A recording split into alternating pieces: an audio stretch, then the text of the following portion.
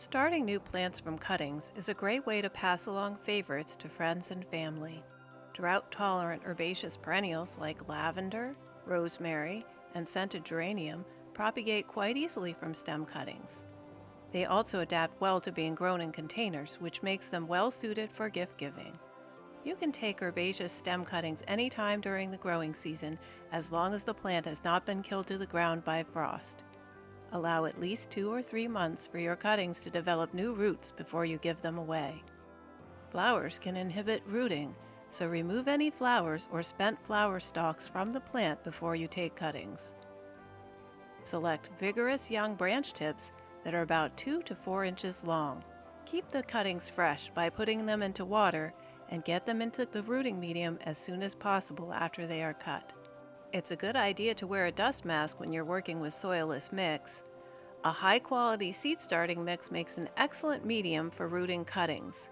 If the mix is dry, add a little water at a time until it is moist but not soggy. To test your mix, squeeze a handful of it. The mix should feel like a sponge that is damp, not wet, and should hold together in a clump that breaks apart under gentle pressure. Fill a starter tray with cells that are a few inches deep with the pre-moistened starter mix. For a smaller batch of cuttings, 2 or 3 inch plastic nursery pots with drainage holes also work well.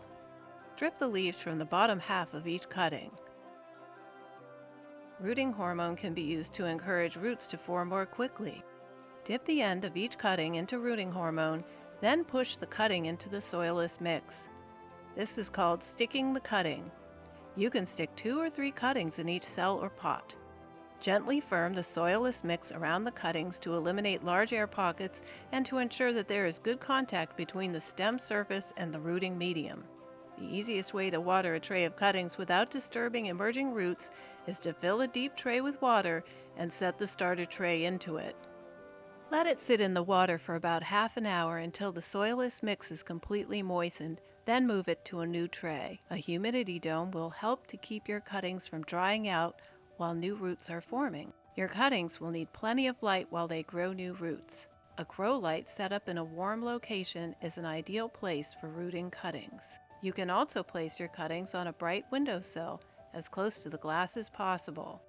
And if your cuttings are in small pots, plastic bags can be used to keep the air around them moist. You'll need to keep the humidity dome or bag over the cuttings for at least 4 to 6 weeks or until most of the cuttings have started to root. During the first few weeks, you may notice some yellow leaves on your cuttings, but don't panic. Fresh new growth often emerges at the leaf node soon after, and this is a good sign that your cutting is starting to root. If an entire cutting turns brown, and especially if it gets moldy, it is unlikely to root and can be removed. Not all cuttings will root, so it's a good idea to stick a few more than you think you will need. After a few months, your cuttings should be well rooted and ready to move into individual containers. For each cutting, fill a pot with moistened potting soil, dibble a planting hole, and then transfer the cutting into its own pot. It is better to lift the root ball out of the starter tray with a butter knife or similar tool rather than pulling it out by its stem and leaves. You don't want to break any of those newly formed roots.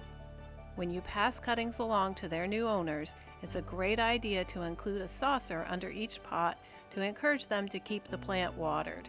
Let them know that their new plant will need lots of light, either under a grow light or on a bright windowsill. For more project ideas and design inspiration, visit finegardening.com.